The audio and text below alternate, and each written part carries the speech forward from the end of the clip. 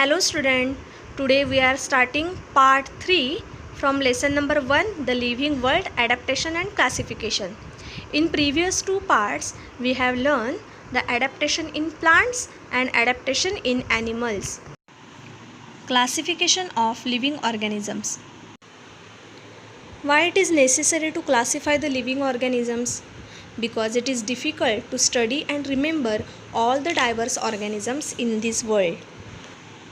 Therefore, in order to identify the living things correctly and to understand the similarities and differences between them, it is necessary to classify them. Hierarchy of classification. Depending upon basic similarities and differences, the further groups and subgroups are formed. This is known as hierarchy of classification. For example, kingdom, phylum, class, order, family, genus and species. For example, human.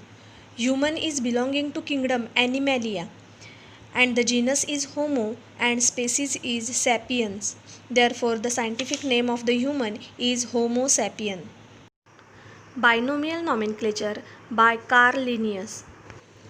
Binomial nomenclature is used to identify each organism.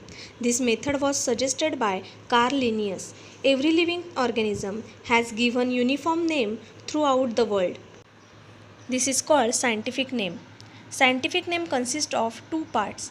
The first part is genus and second part is species. As per the guideline of the International Code of Nomenclature, every organism has a binomial name.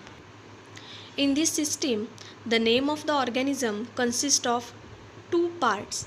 Bi means two, nomial means name, and nomenclature means system of giving name.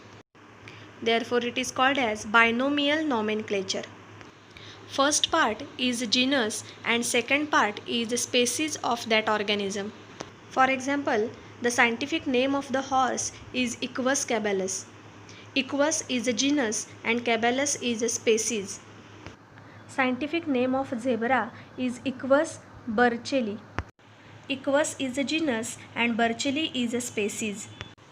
That is, horse and zebra belonging to the same genus, that is Equus, but they are different species. Scientific name of the human is Homo sapien. Homo is a genus and sapien is a species. Dear student, in this chapter we have learned the adaptation in plants and animals. How plants and animals are classified into different groups and subgroups. And binomial nomenclature system used for giving scientific name to the organisms.